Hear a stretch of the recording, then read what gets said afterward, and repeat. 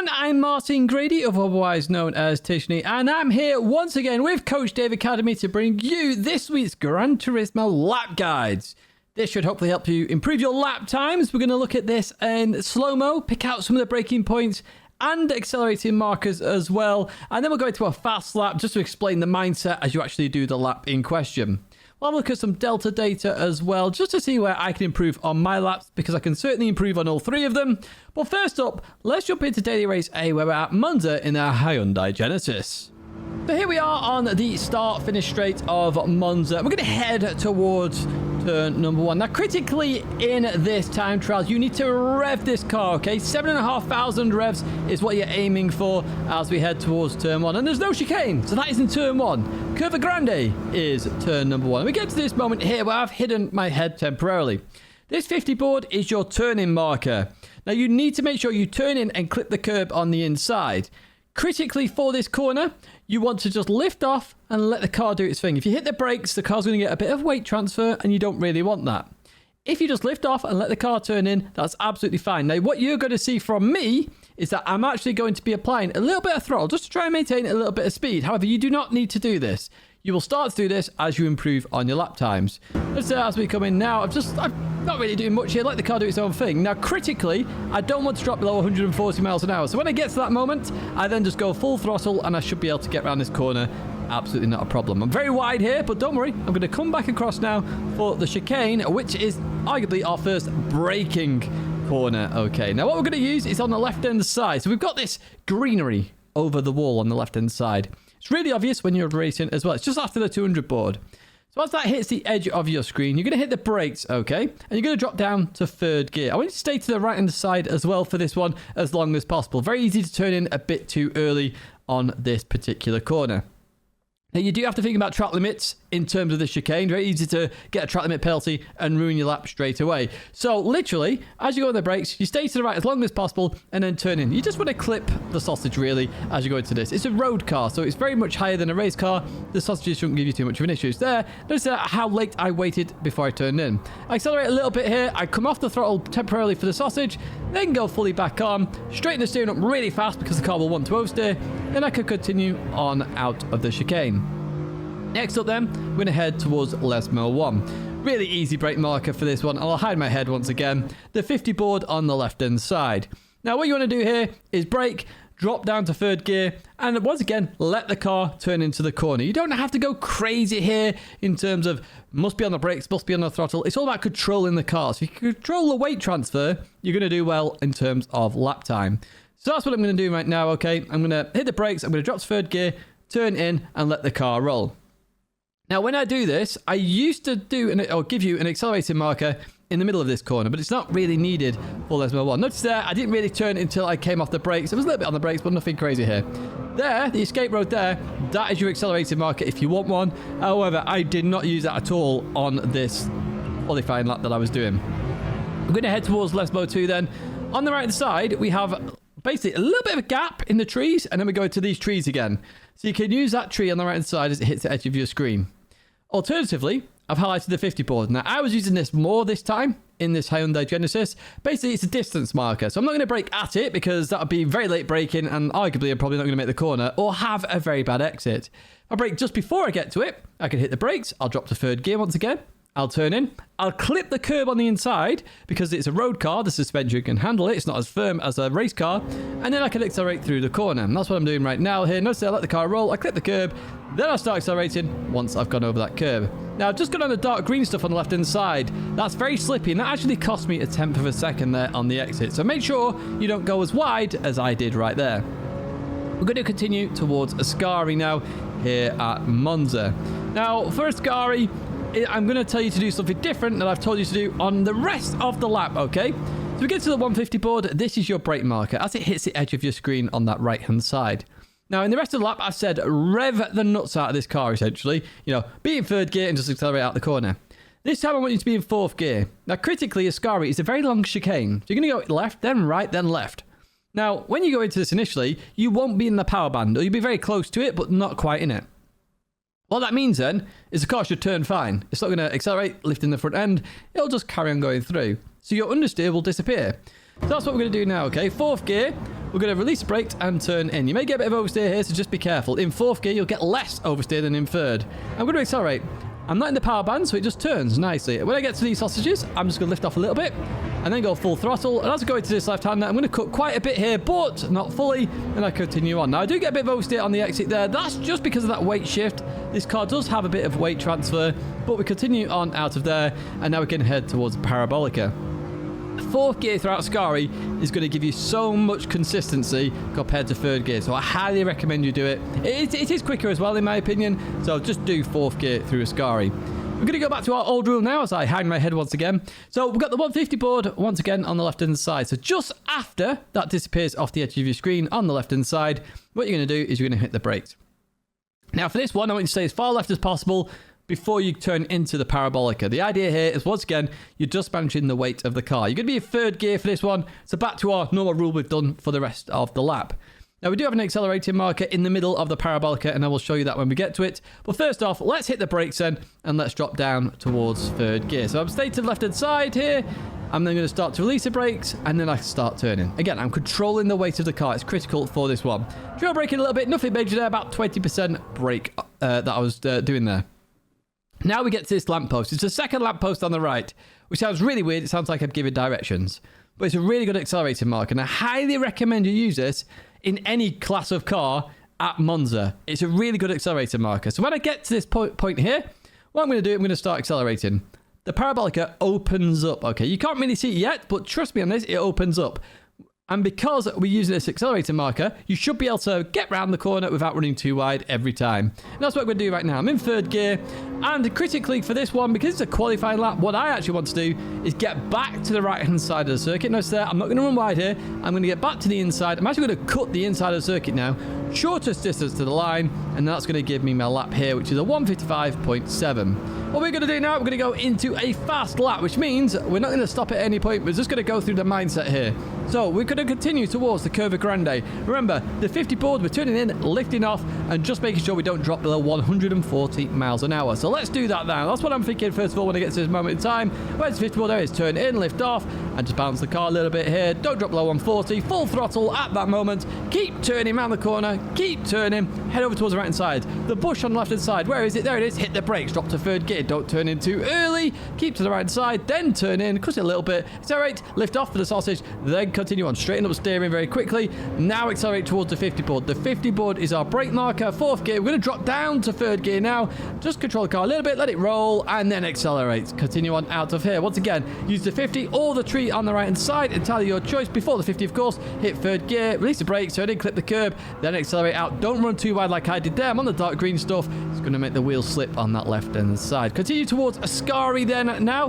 Remember, 150 board for this, and we're going to do this in fourth gear, not third gear. That is critical for Ascari. Okay.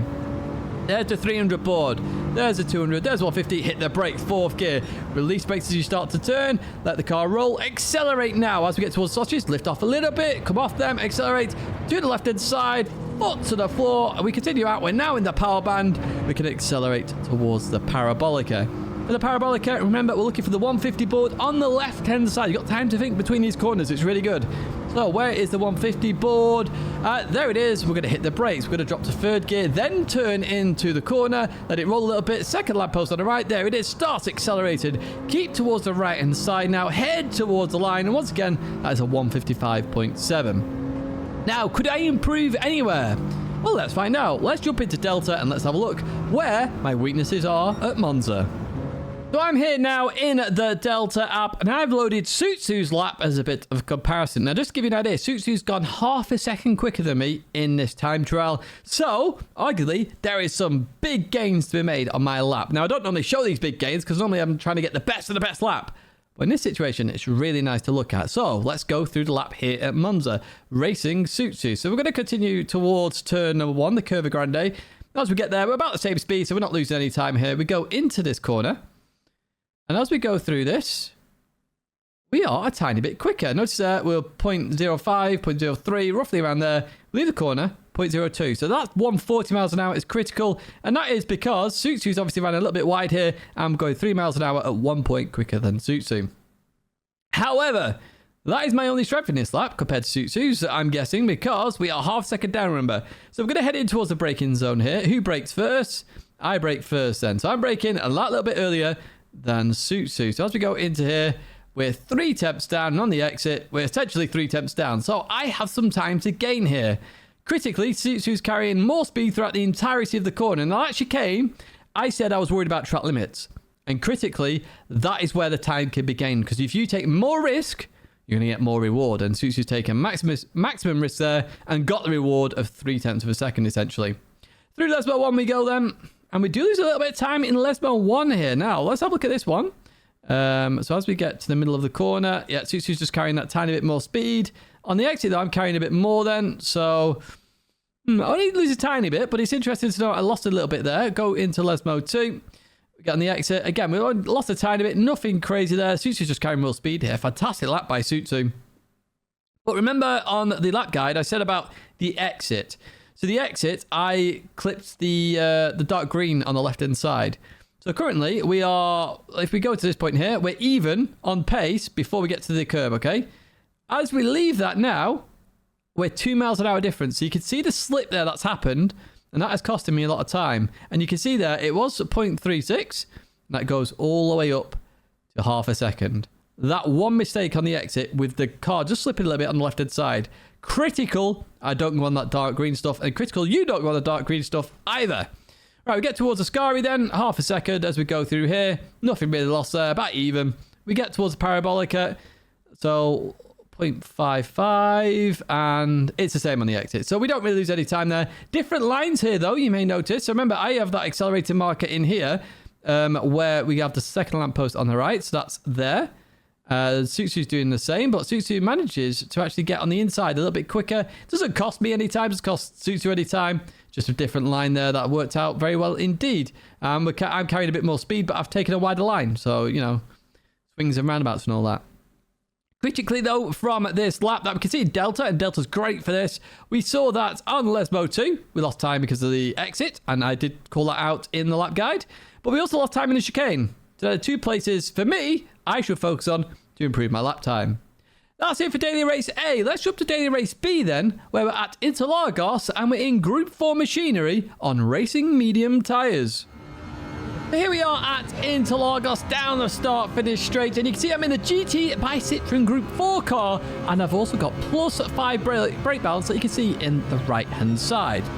We're going to head towards turn 1 on the right-hand side of the circuit. It is a left-hander. It's the Senna S. We've got a couple of corners in this one. And what we're looking for here is that 50 board there, okay? Now, this 50 board is very late in terms of brake markers, but we're on racing medium tyres. We have a lot of grip here. The cars aren't that powerful in Group 4, so we're not carrying a lot of speed into the corner. So the 50 board is a really good brake marker.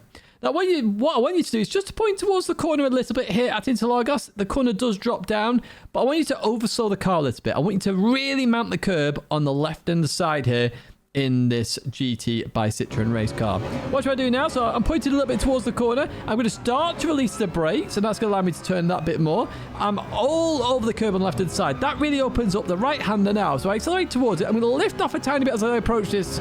Then I'm going to go flat out again. Now, you don't have to lift off. You can do it flat. It just means the car might get a bit sketchy through the corner, so just be careful. Continue there along the left-hand side curb and onto this little straight here as we head towards the end of Sector 1. And that's Sector 1 in a nutshell. It's just the Senna S. That's all we're doing here. So we'll put it on 100% as we approach the next corner. Now, the next corner, once again, we're braking extremely late here. We're well after the 100 board. We're before the 50, though. On the right-hand side here, we have this escape road. Really good brake marker there. So I want you to hit the brakes. Now, for this corner, it's better to brake earlier and carry the speed on the exit than it is to brake later and then run wide and end up on the slippy stuff. And I'll show you what I mean.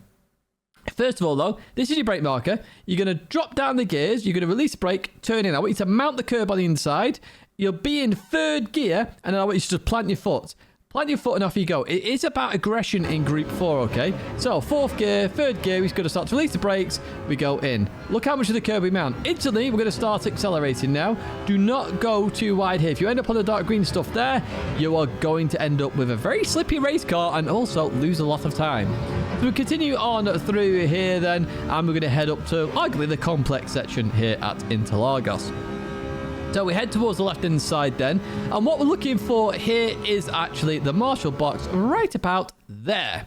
So this is a double apex corner. What do I mean by this? So you're going to turn in, you're going to be braking, and then you're going to turn in. You're going to clip the first curb. You're going to go out a little bit away from the corner and then come back into the second part of the corner where there's going to be another curb. So it's a double apex. You're hitting two curbs twice. That is the critical part of this. Now, I'm actually going to miss the second apex by a tiny bit, so just be careful of that. First of all, this brake marker, it's as the marshal box hits the edge of your screen on the bumper cam, chase cam, you can see where it is right now. And I'm going to drop to fourth gear. You can drop to third gear here for rotation as well. I clip the first curb, there we go. Notice how we head out now. I then looking to carry some speed by accelerating a little bit. I am going to come back towards the second curb and I just miss it by an inch or so. But I did miss it, so there's some time to be gained there, but we'll double check that on Delta shortly. So we approach these time marks here. I call them the McDonald time marks. Now, these are only visible on the PS5, but it's my only brake marker for this corner. If you're on PS4, there should be something of relevant, similar time mark somewhere that you can use. However, these McDonald's time marks are brilliant. You need to brake before these. Now, when you brake, what you want to do actually is aim towards the corner a little bit. And then when you release the brakes, I want you to really cut the inside curb because it'll open up the left-hander which follows this corner. Look what I do right now, and I could cut this even more than I do right now. So as I come into here, I do cut it a little bit, but I still got left tires on. You can go more over towards the right-hand side. Because I didn't do it as much, notice here I'm a little bit compromised for this left-hander. I just removed my face to highlight the brake marker on the left-hander, which is the start of the curb on the left-hand side.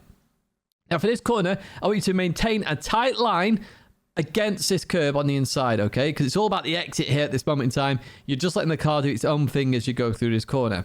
Critically, as I say, you need to brake at this moment in time, slow the car down, keep a nice tight line, and then we're going to talk about an accelerating marker, which is about to come up. So let's do this now then. Let's actually dab the brakes here. Watch what I do. So I dab the brakes, slowing the car down here, and then we go around the corner. Now, I stop it here because this is your accelerating marker. Now, you might want to delay this a little bit, but I do this when this is fully in view. I want to start accelerating. The whole idea here is I can't see the exit yet. That tells me the exit is coming up. So I go, accelerate. Now, I'm obviously trying to get a top time here. If you are 1-2 seconds behind, you may want to delay that a little bit just to get some consistency there because there is a chance of some oversteer on the exit depending on the car. Now, in this Citroen, very unlikely, it's MR anyway, but even so, I still have to be wary of it because we are hitting the power band, as you can see right there, in second gear. We go up to third gear then. I'm going to accelerate towards the right-hander up here then, and we've got two brake markers, okay? So we've got the one on the left right above my head, which is the dark green stuff. The stuff I want you to avoid, but you can use it to help you brake. Fantastic. Arguably, the curb on the right is a better brake marker because when you approach a corner, you should be looking where you're going. It's a right-hand turn, you're looking to the right. So as that hits the edge of your screen here, just after it goes off, you're then going to hit the brakes. Now, you don't want to turn in too early, and you're going to notice me turn in a bit too early here and have to sort of sort the car out mid-corner. Basically, if you turn in too early, you're going to understeer off at the exit. So if you delay the steering to the last possible moment, you'll be absolutely fine. Now, I dropped to first gear here to get some rotation. But notice as I come in, I can't really see the exit, and I'm sort of understeering off. So I have to adjust the car a little bit with the throttle. I then head over towards the right-hand side. I should already be on the right at this moment in time and taking a nice line for the left. Now, this is flat, as you're seeing right now. Even with that tight line, not a problem at all. We can continue on through to arguably the final corner on this circuit. Now, for this final corner, what I want you to focus on is on the right side. We have this catch fence. It goes all the way along here at Interlagos. Now, there's a cross in this one. You can see it right there, okay? As that hits the edge of your screen on the right-hand side, I want you to hit the brakes. Now, critically for this corner, it's all about the exit, not the entrance. The entrance helps you get a good exit, but if you get the exit right, you're going to have a very good lap because we're going to go uphill all the way to the start-finish line here at Interlagos. These cars don't have a lot of power, so you have to be aggressive, so aggressive on the throttle. So we're going to hit the brakes here then as we approach this corner. We've dropped to second gear. We go towards the curb, and I'm instantly accelerating even before I get to the curb because I know how vital it is to get on the power and carry the speed through the corner. We do that then, and we can head up the hill now here at Interlagos and head towards the start-finish line. Very critical. You are aggressive out the last corner. Now, you want to be aggressive in all parts of this circuit, really, in Group 4, because it's very unlikely for them to get power oversteer. So you can really plant your foot and just go. And sometimes it can rotate it just that nice. So we stick towards left side there just to shorten the distance to the line. So we're going to head towards 50 board. We're going to hit the brakes now. This is a fast lap, second gear. Mount the curb on the inside. Accelerate a little bit now. Up to third gear, lift off for the curb. Then continue on through and then head over towards the left-hand side. Follow this curb round. Breathe. You've done the center S. You can head towards the next turn. Now, remember, for this next turn, what we're looking for is after the 100 board, the escape road on the right-hand side, okay? So we just keep going, keep going. There's 100 board. There's escape road. Hit the brakes. Third gear. Release the brakes, turn in. Clip the curb. Instantly accelerate. Be careful about running too wide. We do not want to go on the slippy stuff on the right-hand side. We continue on through. Head over towards the left-hand side now.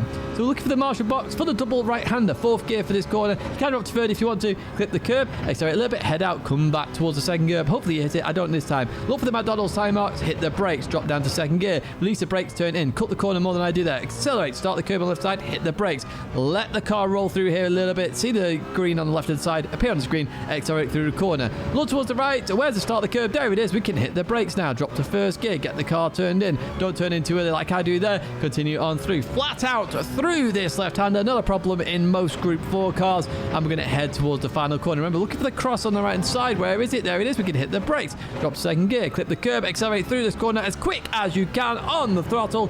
Head up towards the line then. And once again, that's a 138.9. So let's jump towards Delta then. And let's have a look to see where I can improve here at Interlagos in this GT by Citroen.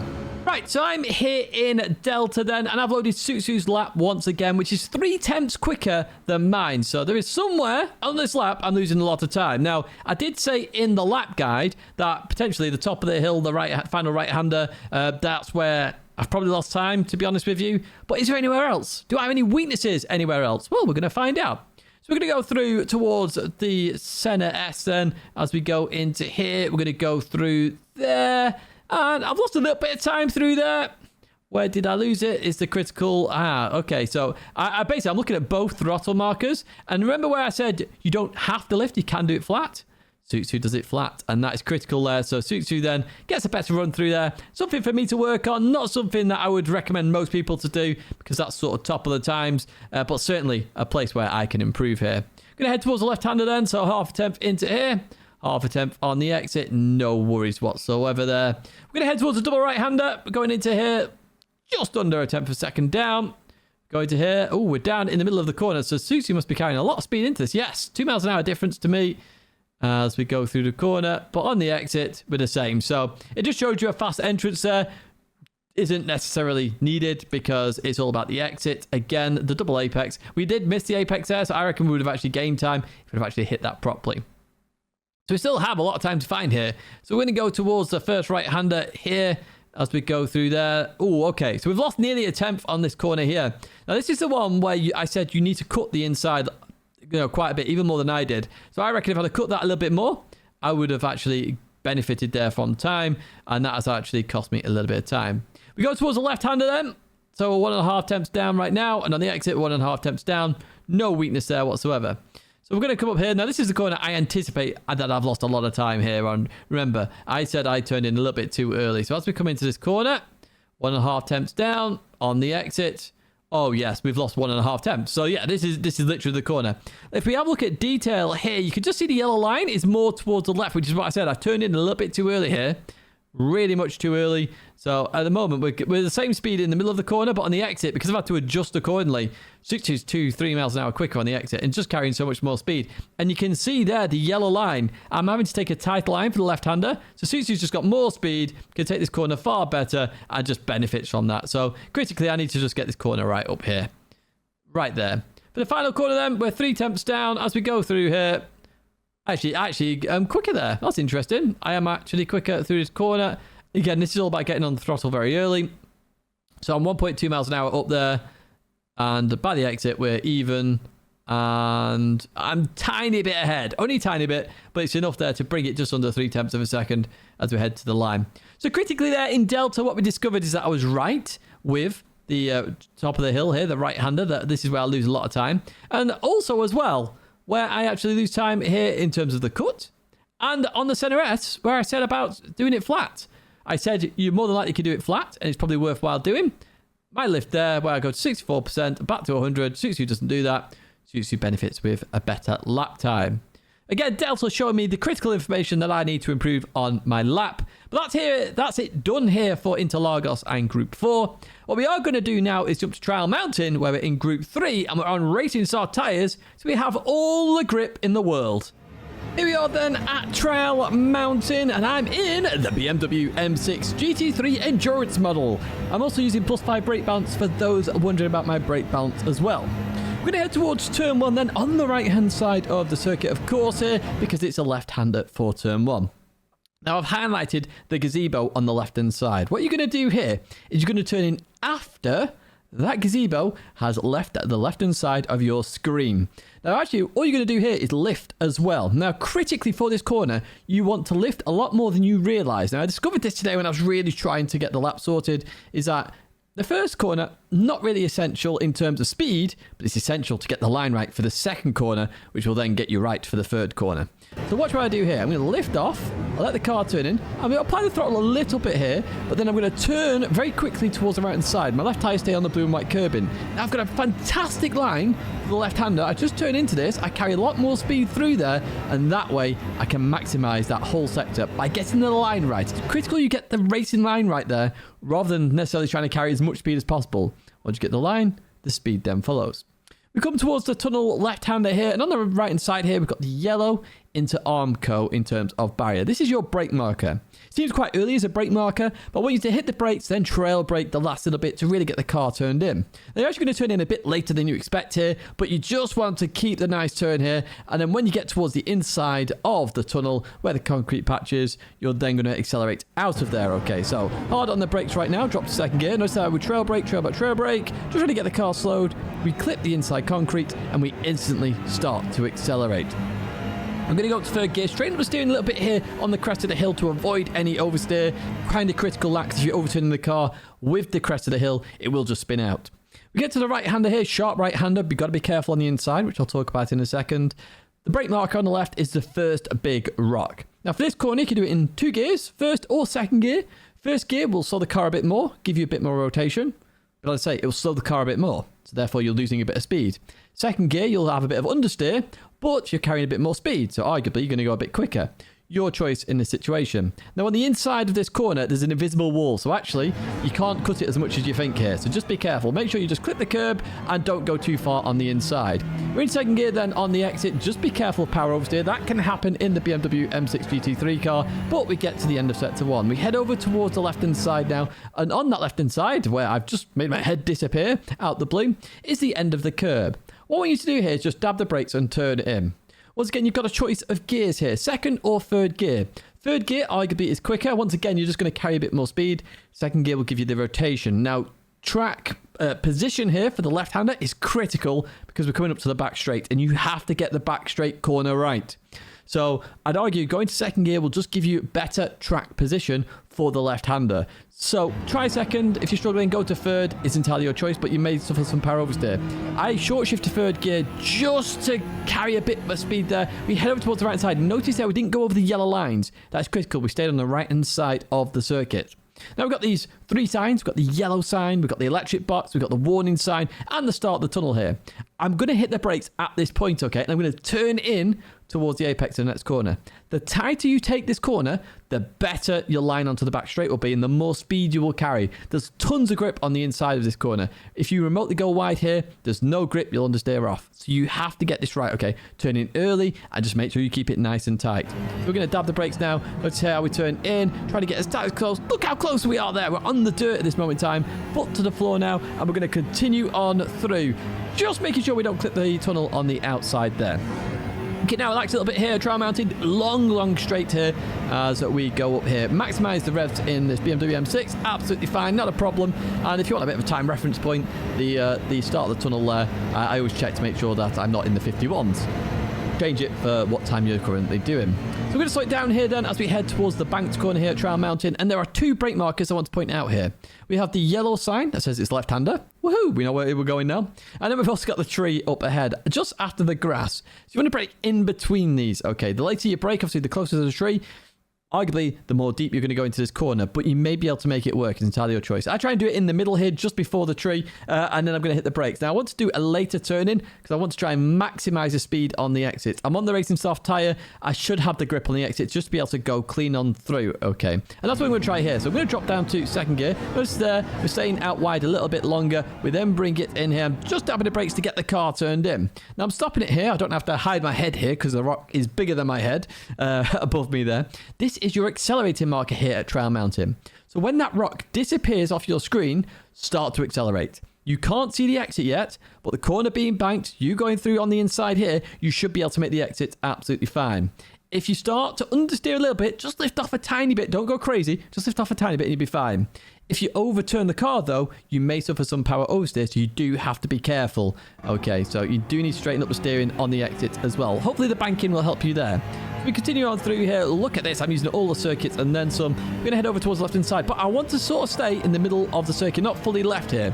We then go towards the right, and we're going to go a bit further right than normal to then chuck it left, okay? The reason I do that is I'm transferring the weight of the car.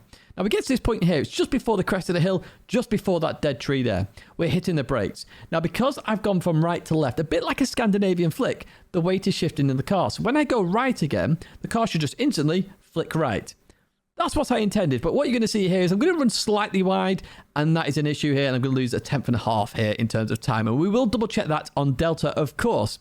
So as we come into here then, just avoid the curb on the inside, okay? But you can see what I'm about to do. The car's going left. We're hitting the brakes now. Now we're going to force the car to go right. We've opened the corner up substantially, but I need to be on the curb on the inside, and I'm not.